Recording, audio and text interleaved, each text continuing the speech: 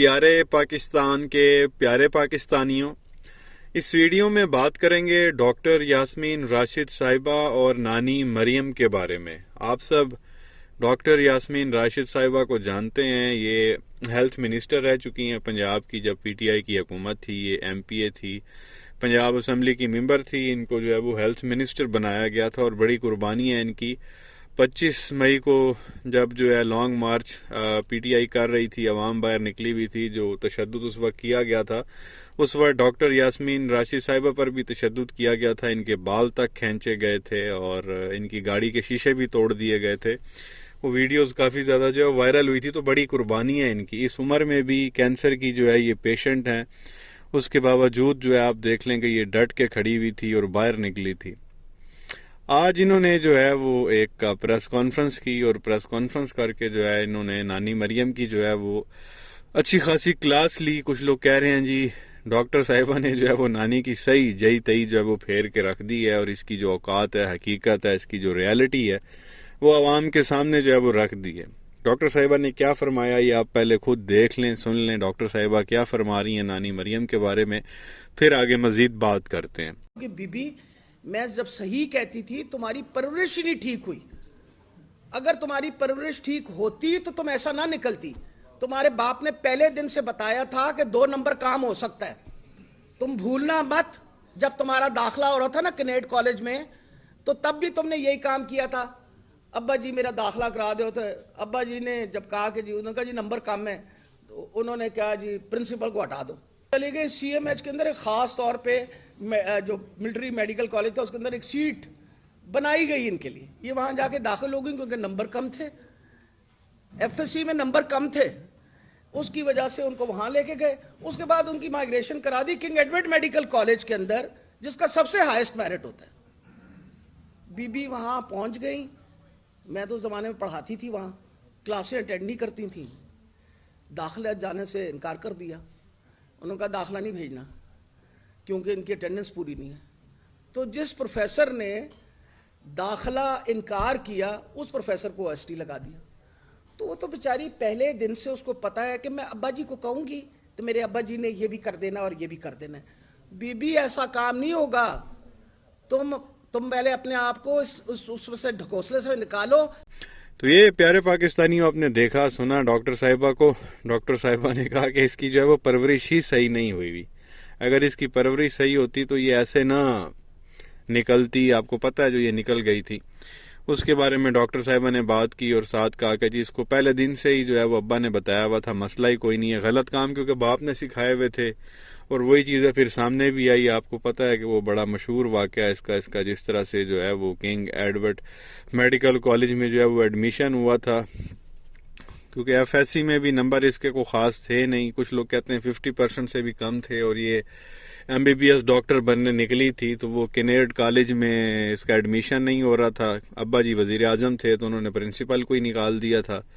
پھر military college میں جو ہے وہ اسپیشل نانی مریم کے لیے جگہ بنائی گئی، وہاں بھی سیٹ نہیں بنتی تھی، لیکن کیونکہ ابا وزیر اعظم تھے تو ملٹری کالج میں جو ہے وہ اسپیشلی جگہ بنائی گئی۔ نانی مریم جو ہے وہاں پہ گئی، پھر وہاں سے جو ہے اس کی مائگریشن ٹرانسفر کروایا ان لوگوں نے کنگ ایڈورڈ میڈیکل میں، جو آج بھی پاکستان کا جو ہے وہ نمبر 1 میڈیکل کا کالج ہے۔ بہت میرٹ اس کا آئی ہے، وہاں پہ آپ کہہ لیں کہ 90+ والوں کے بھی ایڈمیشن نہیں ہوتے۔ تو نانی مریم بلو 50 والی جو ہے وہ دیکھ لیں کہ وہاں چلی گئی، اور ہائی میرٹ، اب پتہ ہے وہاں پہ کتنے لائق بچے آتے ہوں گے، اور وہاں نانی کا کام کیا تھا۔ تو بہرحال وہاں پہ جب مائگریشن ہو گئی، کنگ ایڈورڈ میڈیکل میں چلی گئی، تو وہاں پہ پھر یہ محترمہ پڑھنے نہیں آتی تھی۔ اس وقت ڈاکٹر یاسمین راشد صاحبہ جو ہے وہ کنگ ایڈورڈ میں پڑھاتی تھی، تو وہ یہی کہہ رہی ہیں کہ میں وہاں پڑھاتی تھی، یہ پڑھنے ہی نہیں آتی تھی، اس کی چھٹیاں ہی ہوتی تھی ماشاءاللہ، کیونکہ پتہ تھا کیڑی ٹینشن ہے، ابا وزیر اعظم نے جو داخلہ نہیں بھی گلن گے تو کہ پیو نو ایک فون کرنا ہے، پیو نے اگے فون کرنا ہے اور معاملہ حل ہو جانا ہے، کیونکہ اس کے ذہن میں بچپن سے یہ تھا کہ میرا باپ جو ہے وہ وزیر اعظم ہے۔ اور پھر بعد میں بھی آپ نے دیکھا جب یہ پینما کے لیے پیشیاں بھگتنے آتی تھی تو کہتی تھی میرا تعلق حکمران خاندان سے ہے، اور میرا ابا چوتھی بار بھی وزیر اعظم بنے گا۔ تو وہ شروع سے ہی آپ کہہ لیں کہ اس طرح کی اس کی تھنکنگ تھی نانی کی۔ تو بہرحال وہ جب کنگ ایڈورڈ میں ہوا تو وہاں پہ چھٹیاں بہت زیادہ تھی، تو پروفیسر نے کہا جی اس کا ہم داخلہ نہیں بھیجیں گے۔ تو ان کے ابا حضور نے وہ پروفیسر کی چھٹی کرا دی، تو ہوندا کون ہے ساڑھے ایڈمیشن روکن والا. تو بہرحال اس طرح کی جو ہے وہ نانی مریم کی شروع سے پرورش ہوئی ہوئی ہے کہ کچھ بھی اگر مسئلہ ہونا ہے تو سیدھا میں نے باپ کو فون کرنا ہے، باپ کو بتانا ہے، اور باپ نے آگے سے جو ہے نا جو ہمارے راستے میں روڑے اٹکائے گا ہم نے جو ہے اسی کو ہی اٹھا کے پھینک دینا ہے. تو یہ شروع سے اس کے نا ذہن میں یہ چیز گھسی ہوئی ہے، اور وہی آپ دیکھتے ہیں کہ وہ کسی کو بھی نہیں چھوڑتی.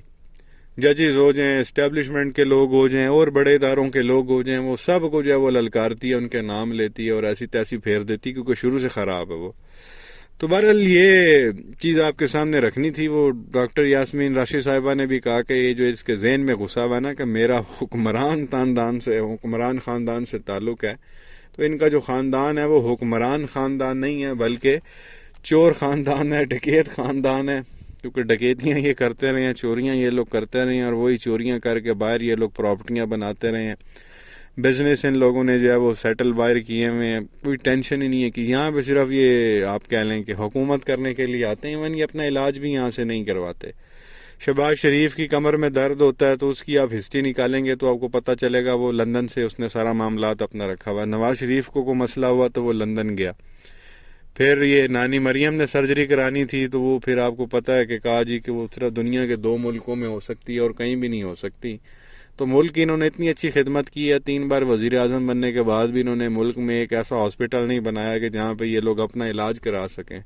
تو بخار بھی ہوتا ہے تو فوراً ہی اگلی فلائٹ پہ ہوتے ہیں، جی کہاں جا رہے ہیں، لندن بخار ہو گیا، وہاں سے دوائی لے کے آ رہے ہیں. یہ ان لوگوں کی حقیقت ہے. اور کہنا جی کہ ہم بڑے عوامی لوگ ہیں، عوام ہمارے ساتھ ہیں. تو ڈاکٹر صاحبہ نے یہی کہا کہ میں نے جو بھی باتیں کی ہیں اس کے بارے میں اگر میں غلط ہوں تو میرے اوپر ڈیفیمیشن کا کیس کر دے کہ بھائی اس نے میری اتنی بدنامی کر دی ہے. میں عدالت میں آ کے نہ سارے ثبوت رکھوں تو پھر بات کرنا. تو بہرحال انہوں نے کہا ڈیفیمیشن کا کیس کرنا ڈاکٹر صاحبہ پہ. وہ بچپن سے جانتی ہیں ان کو. اور نانی مریم تو بھی کل کی بچی ہے ڈاکٹر صاحبہ کے سامنے. تو وہ سارا کچھ ہی پھر جو ہے نا اٹھا کے وہ سارے پرنسپل اور وہ پروفیسر جن کے ساتھ یہ زیادتیاں کرتے رہے وہ عدالت میں پہنچ جائیں گے جی اسی گواہ ہیں انہوں نے کام کیتے نے. تو مزید اس کی بدنامی ہونی ہے. تو بہرحال ڈیفیمیشن کیس کا تو کوئی سوال ہی نہیں بنتا. تو یہ چیز آپ کے سامنے رکھنی تھی. جو اس طرح کی عورت ہے جو پہلے دن سے آپ کہہ لیں کہ بگڑی ہوئی، جس طرح خان صاحب نے کل کہا کہ یہ بگڑی ہوئی عورت ہے، تو شروع سے اس کی جو پرورش اس طرح کی ہوئی ہے. تو آگے خدا نہ خواستہ یہ وزیر اعظم بن گئی تو یہ تو ستیہ ناش کر کے رکھ دے گی ملک کا.